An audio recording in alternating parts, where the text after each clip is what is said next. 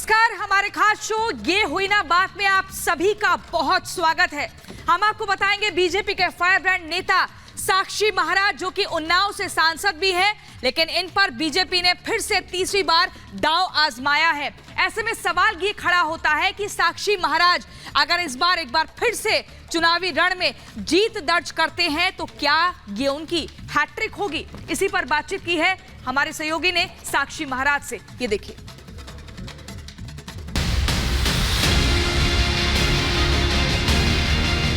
महाराज जी के लिए अब की बार 5 लाख पार, 5 लाख पार कि मोदी ने जो कहा है अब की बार 400 पार, तो निश्चित रूप से 400 पार होगा।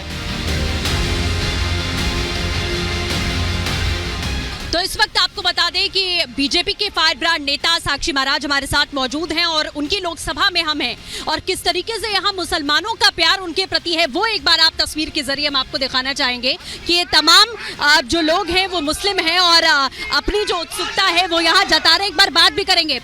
भैया क्या लग रहा है, कौन जीतेगा? महाराज जी के लिए अब की बार 5 लाख पार, 5 लाख पार। इस तरीके की भावना बनाई जाती है कि बीजेपी और जो मुस्लिम समाज है उसके बीच में एक बड़ी खाई है, लेकिन वो यहाँ तो नहीं दिख रही। क्यों? यहाँ कोई खाई नहीं है, महाराज जी के अलावा कोई खाई या नहीं है। खाई कुछ है ही नहीं, बिल्कुल आर पार है सब मामला। सबका कुछ है ही नहीं, दलालों की पार्टी है, चक्कर में है नहीं, कुछ नहीं, दलालों की पार्टी है, कुछ नहीं, कोई पूछता ही नहीं, कुछ नहीं है, कुछ ना है। सपा माने मतलब यहाँ से मुसलमानों का पूरा समर्थन महाराज जी के साथ। महाराज जी के लिए जान माल सब हाजिर है। खून देना पड़ेगा तो मुसलमान खून देख लिए तैयार, हजारों की तादाद हाँ, कोई दिक्कत ना। पोलिंग आओ उस दिन, देखो पोलिंग पर आ जाओ, तन मन धन सब हाजिर है यहाँ के मुसलमानों के लिए। जो समाजवादी पार्टी बात करती है कि मुस्लिम समाज का ख्याल बीजेपी ने नहीं रखा, उसको आप लोग गलत साबित कर। अभी तक उन्होंने लड़ाने का काम किया है। सपा सरकार रहे, कोई गांव बाकी ना रहा जहाँ 10-20 जेल न गए हो मुसलमान। भाजपा सरकार एक गांव ऐसा ना है जहाँ पर कोई मुसलमान जेल गवा हो, कहीं पर कोई सफाई वाला बता दे। मतलब उन्नाव के मुसलमानों का समर्थन महाराज जी के साथ है। बम्फर समर्थन है, बम्फर समर्थन मुसलमानों का एक तरफा समर्थन है। बहुत शुक्रिया जी। बहुत तो ये रईस खान जी थे और ये तमाम जो मुस्लिम समाज के लोग हैं वो लगातार ये बात कह रहे हैं कि इस बार जो समर्थन है वो यहाँ पूरी तरीके से महाराज जी को देते हुए नजर आ रहे हैं। इसी के साथ अब हम आगे बढ़ेंगे और ये मुस्लिम समाज का प्रेम है, लेकिन ये जो धारणा अभी तक हमने देखी है, तमाम दलों ने ये धारणा बनाई है कि मुस्लिम समाज और बीजेपी एक मतलब दो छोर ये समझा जाए, ये हमेशा से देखा गया है। ये अच्छी बात है, एक संयोग से आप ऐसी जगह मिली जो मुसलमानों का गढ़ है। इसका नाम तकिया है और तकिया शब्द ही मुसलमानों का और अधिकांश यहाँ मुसलमानों की आबादी है। और जिस तरह से मुसलमानों का प्यार मोहब्बत उमड़ा है, इतना तो मैं भी नहीं सोच सकता था। एक तरफा मुसलमानों का वोट भाजपा मोदी जी के प्रति जा रहा है और मुझे लगता है कि जो विपक्ष बौखला गया है, इंडिया गठबंधन बनाया है, वो इसीलिए बनाया है कि हिंदू तो मोदी जी के साथ था ही, अब मुसलमान भी मोदी के साथ हो गया। जब साक्षी महाराज हिंदू ब्रांड नेता हैं, बड़े नेता हैं, कट्टरवादी नेता हैं, जब मेरे साथ ये मुसलमान है तो मोदी के साथ तो होगा ही। इसलिए अब की मोदी ने जो कहा है अब की बार 400 पार, तो निश्चित रूप से 400 पार होगा, 430 होगा कि 450 होगा, उससे ऊपर होगा, कितना होगा, लेकिन मुझे विश्वास है कि 400 पार ही होना है। और उन्नाव तो इतिहास बनाने जा रहा है। एक तरफा लड़ाई है, पहले भी 2019 में उन्नाव की स्थिति तीसरे स्थान पर थी, मुझे लगता है अब की उन्नाव दूसरे स्थान पर आएगी। लेकिन क्या सोच या विचारधारा महाराज जी जब से सरकार आई है और आपने देखा है, तो क्या मुसलमानों की ये विचारधारा बदल गई है? कारण है उसका कि पहले मुसलमानों को 65 साल तक डराया गया, बीजेपी रोको आ गई, मुसलमान को खा जाएगी। ये नहीं बताया गया कि अधिकांश लोग बीजेपी वाले तो प्याज नहीं खाते, लहसुन नहीं खाते, हम जैसे लोग चाय भी नहीं पीते, मुसलमान को कैसे खाएंगे। तो मोदी जी ने 10 साल सबका साथ, सबका विकास, सबका विश्वास, सबका प्रयास, इसके साथ बिना भेदभाव के जो विकास किया, उसमें पूरी साझेदारी ज़्यादा से ज़्यादा मुसलमान की हुई, क्योंकि मुसलमान को विकास नहीं मिला था, डराया धमकाया गया था।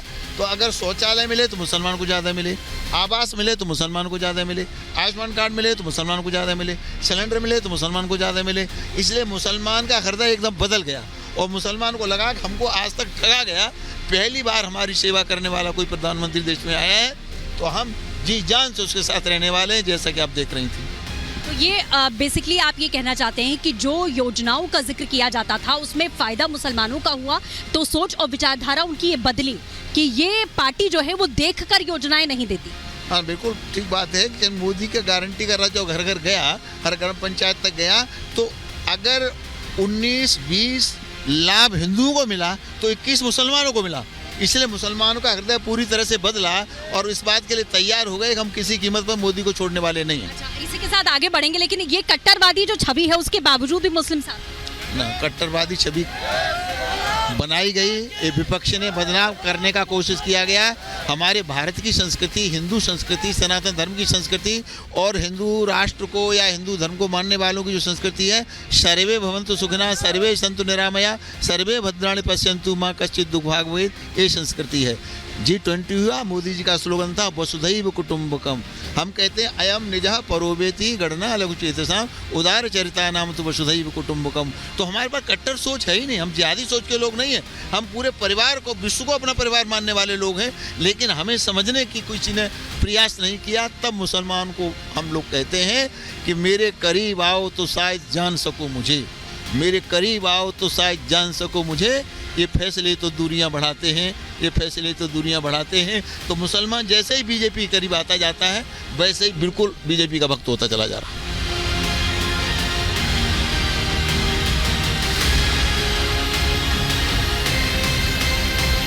तो साक्षी महाराज लगातार अपनी चुनावी कैंपेन में जमीन पर उतरे हुए हैं और नारी शक्ति का बड़ा योगदान रहा है चुनावों में।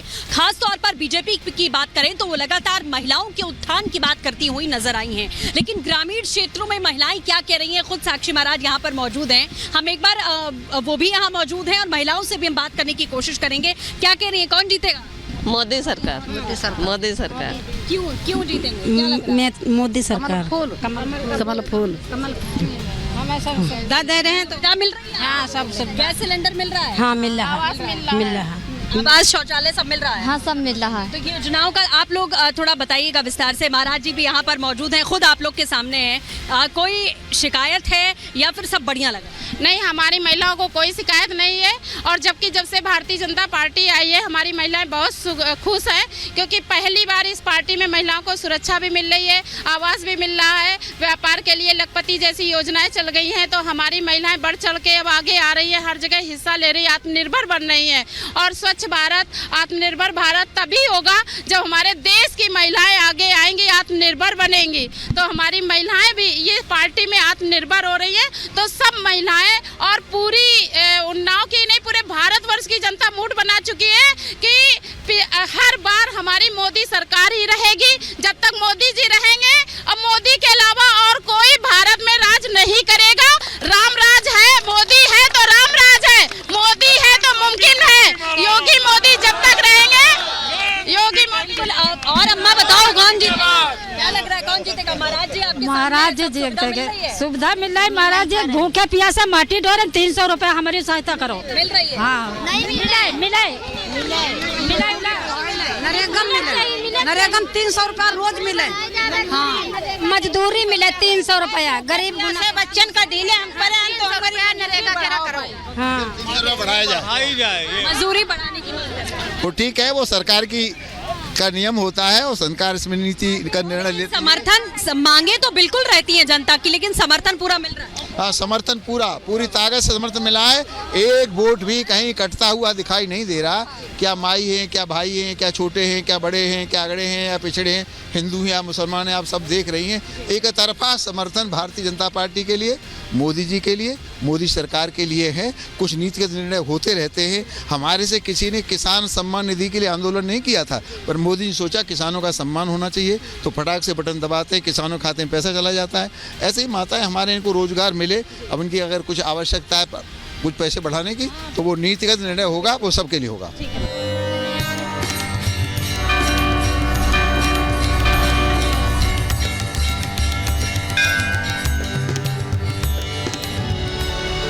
तो साक्षी महाराज लगातार अपने दौरे पर हैं, जीत का दावा कर रहे हैं। हिंदू धर्म से और आध्यात्म से बड़ा नाता उनका रहा है और इसी के लिए लगातार वो चर्चाओं में भी रहे हैं और विपक्ष की ओर से निशाने पर भी रहे हैं। साक्षी महाराज यहाँ दर्शन पूजन के लिए पहुंचे हुए भी हैं और यहीं पर इससे शुभ जगह शायद कोई नहीं हो सकती इस मुद्दे पर बातचीत करने के लिए। महाराज जी, प्रभु का आशीर्वाद आप यहाँ लेने के लिए पहुंचे हुए हैं, लेकिन राम राज्य और प्रभु राम के मंदिर को लेकर बड़े आरोप भारतीय जनता पार्टी पर लगे और आप जैसे मुखरता के साथ में राम मंदिर के मुद्दे को लेकर जनता के सामने बोलने वाले नेताओं पर भी लगे कि क्या राम और राम राज्य की जो कल्पना ये लोग करते हैं ये बीजेपी का पेटेंट है। आज के संदर्भ में आपने सटीक जवाब किया। निश्चित रूप से मैं राम मंदिर आंदोलन के गर्भ से पैदा हुआ हूँ। 8 वर्ष की उम्र में संन्यास लेने के बाद मैंने कभी सोचा नहीं था कि मैं कभी राजनीति में जाऊंगा, लेकिन जब राम मंदिर की आंदोलन की लड़ाई प्रारंभ हुई, ये आंदोलन शुरू हुआ और उत्तर प्रदेश के शासन पर बैठे हुए किसी शासक ने कहा कि अयोध्या में परिंदा पर नहीं मार सकता, तो मेरी आत्मा से सहन नहीं हुआ। तो मैंने सोचा दुनिया की कोई ताकत हमें वहाँ कार सेवा करने से भी नहीं रोक सकती, मंदिर बनाने से भी नहीं रोक सकती। तो हम लोगों ने नारा लगाया, सौगंध राम की खाते मंदिर यहीं बनाएंगे। तब विपक्ष ने हर बार आरोप लगाया, निंदा की, ये बीजेपी वाले, ये साधु महात्मा, ये बीएचपी वाले जनता को पागल बना रहे हैं, ये कभी मंदिर बनाने वाले नहीं हैं। जो चुनाव आता है तो मुद्दा लेके आ जाते हैं। आप एक छोटे से गांव के मंदिर में खड़ी हैं। लोग हिंदुस्तान के प्रभु श्री राम से, देवी देवताओं से किस तरह से जुड़े हुए हैं, उसका ये जीता जागता प्रमाण है जहां आप खड़े हुए हैं। तो अयोध्या से फिर कितना लगाव होगा।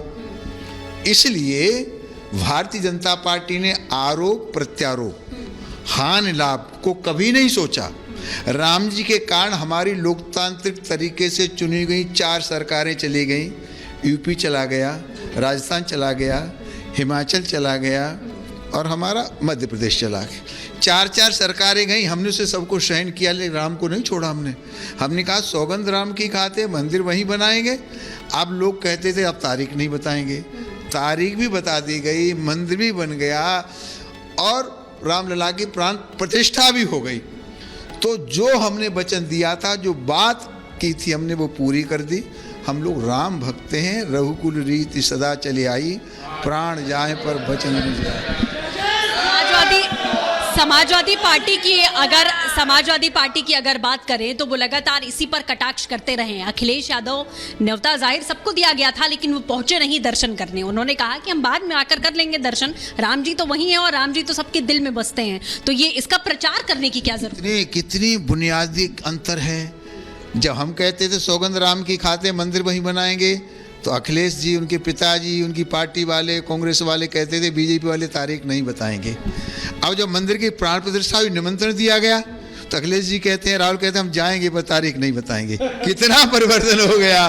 तो हमसे कहते थे मंदिर बनाएंगे, तारीख नहीं बताएंगे, अब कह रहे हैं हम जाएंगे जरूर, हम तो राम को मानते हैं, पर जाने की तारीख नहीं बताएंगे। मतलब समाजवादी पार्टी कहीं से टक्कर में नहीं है? नहीं, समाजवादी पार्टी ही नहीं, उत्तर प्रदेश में पूरा एनडी गठबंधन कहीं भी टक्कर में नहीं है। पहले इंडिया गठबंधन था ये, तो हम उसको घमंडिया गठबंधन कहते थे, फिर उसमें से लोग टूट गए तो इंडी गठबंधन रह गया। तो कहीं कोई टक्कर में नहीं है।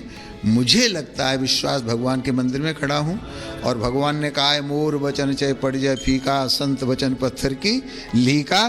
तो मेरी ये पत्थर की लीक है कि 80 की 80 सीटें भारतीय जनता पार्टी के खाते में जाएंगी, इंडिया गठबंधन को 1 सीट नहीं मिलेगी। बहुत शुक्रिया महाराज जी हमसे बात करने के लिए। तो आप लगातार यहाँ पर सुन रहे थे साक्षी महाराज को, जो इस बात का दावा कर रहे हैं कि पूरी तरीके से 80 की 80 जो सीटें हैं वो सीधे तौर पर इस बार बीजेपी के खाते में जाने वाली हैं। रामराज और खास तौर पर राम मंदिर का जो मुद्दा रहा है वो बड़ी छाप और बड़ा प्रभाव यहाँ छोड़ने वाला है और गठबंधन की अगर बात करें तो वो कहीं से भी टक्कर में नजर नहीं आ रहा है।